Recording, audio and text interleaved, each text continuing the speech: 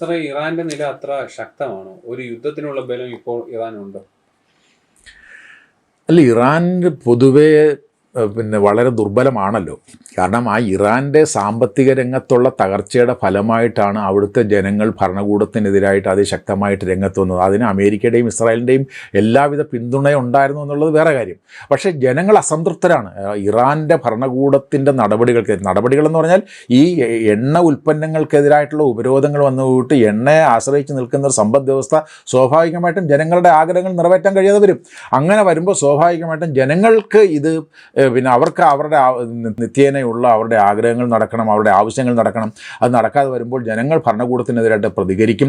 ആ പ്രതികരണം എന്ന് പറയുന്നത് അവിടുത്തെ സാമ്പത്തിക രംഗത്തിൻ്റെ തകർച്ചയുടെ ഫലമായിട്ടുള്ളതാണ്. ഒന്നാമത്തെ കാര്യം. സൈനികമായ കരുത്തുണ്ടോ? സൈനികമായും അത് ദുർബലമാണ്. കാരണം ഈ പറഞ്ഞ തരത്തിൽ ഈ ഇസ്രായേലുമായിട്ട് നടന്ന സംഘർഷങ്ങൾ, 12 ദിവസത്തെ യുദ്ധം, അത് സൈനികമായി അതിനെ ക്ഷീണിപ്പിച്ചിട്ടുണ്ട്. എന്ന് മാത്രമല്ല, ഇറാൻ സഹായിച്ചുകൊണ്ടിരുന്ന ലെബനൻ, സിറിയ, ഹൂതികൾ, ഈ രാജ്യങ്ങളെല്ലാം ആ ഭരണകൂടങ്ങളെല്ലാം മാറുകയും അതല്ലെങ്കിൽ അവിടെയെല്ലാം ഇവരുടെ പ്രതിരോധ നീക്കങ്ങളെല്ലാം പരാജയപ്പെടുകയും ഗാസ ഉൾപ്പെടെയുള്ള പ്രദേശത്തെ ഹമാസിനെ ദുർബലമാക്കുകയും നിർവീര്യമാക്കുകയൊക്കെ ചെയ്തതോടുകൂടിയിട്ട് അവർക്ക് അവരുടെ മേഖലയിൽ തന്നെയുള്ള പിന്തുണ ഇല്ലാതാവുകയും ദുർബലമാവുകയും ചെയ്തിരിക്കുന്നു. അപ്പോൾ സാമ്പത്തികമായി ദുർബലമായി, സൈനികമായി ദുർബലമായി, രാഷ്ട്രീയമായി രാഷ്ട്രീയമായി ദുർബലമായി നിൽക്കുന്ന ഒരു ഭരണകൂടത്തിന് ഒരു അമേരിക്കയുമായിട്ട് ലോകത്ത് ഒരു രാജ്യങ്ങളും, ഒരുപക്ഷെ ഈ ചൈനയ്ക്കൊക്കെ ആയിരിക്കുമ്പോൾ സൈനികമായ ഒരു തുല്യത നിലവിലുള്ളതെന്ന് നമുക്ക് പറയാൻ കഴിയും. അതല്ലാതെ ഒരു രാജ്യത്തിനും ഈ പറഞ്ഞ തരത്തിൽ അമേരിക്കയുമായിട്ട് സൈനികമായ ഒരു അംഗത്തിൽ പിടിച്ചു നിൽക്കാൻ കഴിയത്തില്ല. അതുകൊണ്ട് ഒരു സംഘട്ടനത്തിലേക്ക് വന്നു കഴിഞ്ഞാൽ തീർച്ചയായിട്ടും ഇറാൻ്റെ സർവനാശമായിരിക്കും ഉണ്ടാവുക. അമേരിക്കയുമായിട്ട് നേരിട്ടുള്ള സൈനിക ആക്രമണം ഉണ്ടാകും. കാരണം ഇസ്രായേൽ എന്ന് പറയുന്ന രാജ്യം കൂടി അതിൽ പങ്കെടുക്കും. ഇതൊരു ഏറ്റവും നല്ല അവസരമാണ് ഇറാനെ ഇല്ലാതാക്കാൻ എന്നുള്ള തരത്തിൽ ഇടപെടാനുള്ള സാധ്യതയുണ്ട്. അതുകൊണ്ട്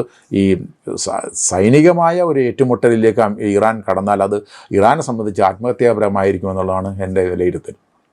സാർ, ശരിക്കും ഇറാന്റെ മിസൈലുകളെ അമേരിക്ക ഭയക്കുന്നുണ്ടോ? അതാണ് ആക്രമണം വൈകാനുള്ള ഒരു കാരണമെന്ന് പറയുന്നുണ്ട്. ഈ സൈനിക നടപടികൾക്ക് അതിൻ്റേതായ തയ്യാറെടുപ്പുകൾ നടത്തേണ്ടി വരും. കാരണം ഒരു സൈനിക നീക്കം നടക്കുമ്പോൾ നമ്മൾ സാധാരണ ഉള്ളതുപോലെ പെട്ടെന്ന് നമ്മളിപ്പോൾ ഞാൻ ആക്രമിക്കുമെന്ന് പറയുമ്പോൾ ആക്രമിക്കാൻ കഴിയത്തില്ല. അതിന് ഓരോ രാജ്യത്തിൻ്റെയും സൈനിക രംഗത്തെ ശക്തിയും ദൗർബല്യവും കണക്കിലെടുത്തുകൊണ്ട് ഏതെല്ലാം തരത്തിൽ അവർക്കെതിരായിട്ടുള്ള നീക്കം നടത്തണമെന്ന് ആലോചിച്ചുകൊണ്ട് മാത്രമേ ആക്രമണം നടത്താൻ കഴിയൂ. അപ്പോൾ ഈ ഇറാൻ ദുർബലമാണ് എങ്കിലും ഇറാൻ്റെ കയ്യിലുള്ള ചില ബാലിസ്റ്റിക് മിസൈലുകൾ അമേരിക്കൻ കപ്പലുകൾക്കെതിരെ ആക്രമണം നടത്താം, ഈ പശ്ചിമേഷ്യയിലുള്ള അമേരിക്കൻ സൈനിക താവളങ്ങൾക്ക് നേരെ ആക്രമണം നടത്താം, ഇസ്രായേലിന് നേരെ ആക്രമണം നടത്താം. ഇതിനൊക്കെയുള്ള സാധ്യതകൾ ഇപ്പോഴും നിലനിൽക്കുന്നുണ്ട്.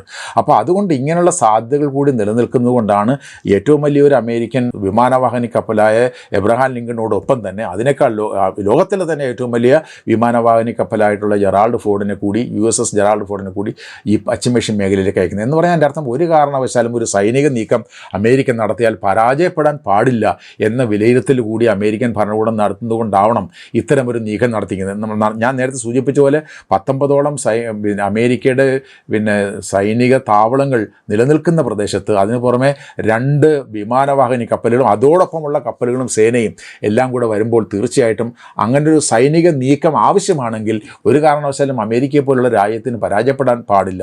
അതുകൊണ്ട് ആക്രമണം വിജയിപ്പിക്കേണ്ടതുണ്ട് എന്നുള്ളതുകൊണ്ടാണ് ഇങ്ങനെ ഒരു തയ്യാറെടുപ്പ് നടത്തുന്നത്. അതുകൊണ്ട് അങ്ങനെ ഒരു തയ്യാറെടുപ്പ് നടത്തി അമേരിക്ക ആക്രമണം നടത്തി കഴിഞ്ഞാൽ ഈ ഇറാൻ ഏതെല്ലാം തരത്തിലുള്ള ആക്രമണം നടത്തിയാലും കുറേ പ്രശ്നങ്ങളുണ്ടാക്കാം, ആ മേഖലയിൽ പ്രശ്നങ്ങളുണ്ടാക്കാം, അമേരിക്കയുടെ സഖ്യകക്ഷികൾക്ക് പ്രശ്നങ്ങളുണ്ടാക്കാം, നഷ്ടങ്ങളുണ്ടാക്കാം. പക്ഷേ ആ സൈനിക സംഘർഷത്തിൽ വിജയിക്കാനായിട്ടുള്ള ശേഷി ഇറാനില്ല. സർ, ഇറാനിലെ ആണവ കേന്ദ്രത്തോട് ചേർന്ന് അണ്ടർഗ്രൗണ്ട് കേന്ദ്രങ്ങൾ ശക്തിപ്പെടുത്തുകയാണ് ഇറാൻ എന്നൊരു വാർത്ത വരുന്നുണ്ട്. ഇറാന് വാസ്തവത്തിൽ ഭയമുണ്ടോ? അല്ല, ഇറാന് നമുക്ക് ഏത് രാജ്യത്തിനാണ് അമേരിക്ക പോലുള്ള രാജ്യത്തെ സൈനികമായി ഭയപ്പെടാതിരിക്കുക? സൈനികമായി എല്ലാ രാജ്യങ്ങൾക്കും അമേരിക്കയുടെ സൈനിക കരുത്തിന് ഭയമുണ്ട്. അതുകൊണ്ട് സ്വാഭാവികമായിട്ടും അതിനെതിരായി ഏതെല്ലാം രാജ്യങ്ങൾക്ക് എന്തെല്ലാം ചെയ്യാൻ കഴിയുമോ അതെല്ലാം ചെയ്യാൻ ആ രാജ്യങ്ങൾ തയ്യാറാവും. നമുക്കെല്ലാവർക്കും അറിയാമല്ലോ, നോർത്ത് കൊറിയ എന്ന് പറയുന്ന രാജ്യം ചെറിയ രാജ്യമല്ലേ. നോർത്ത് കൊറിയ എന്തുകൊണ്ടാണ് അമേരിക്ക ആക്രമിക്കാത്തത്? നോർത്ത് കൊറിയയിൽ ആണവായുധമുണ്ട്.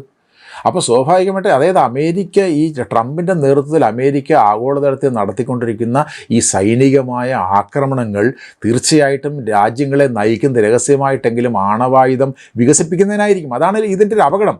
അപ്പോൾ അതുകൊണ്ട് സ്വാഭാവികമായിട്ടും ഈ ഇറാൻ ഉൾപ്പെടെയുള്ള രാജ്യങ്ങൾ രഹസ്യമായി ആണവായുധം വികസിപ്പിച്ചാൽ അതിനെ കുറ്റം പറയാൻ കഴിയത്തില്ല.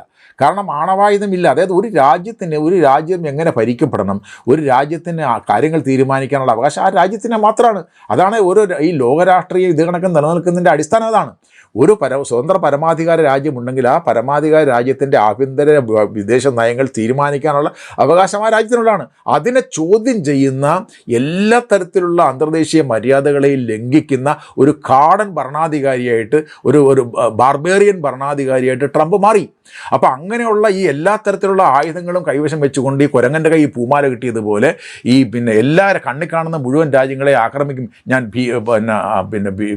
ഭരണാധികാരികളെ ഞാൻ പിടിച്ചിറക്കി കൊണ്ടുപോകും എന്നൊക്കെ ഒരു ഭരണാധികാരി പറഞ്ഞാൽ ഇറാനെ പോലെയുള്ള രാജ്യം, സിറിയയെ പോലുള്ള രാജ്യം, ലെബനനെ പോലെയുള്ള രാജ്യം, പനാമയെ പോലുള്ള രാജ്യം, വെനസ്വേലയെ പോലുള്ള രാജ്യം, മെക്സിക്കോയും കൊളംബിയയും ഒക്കെ വിഷമിച്ചു പോകും.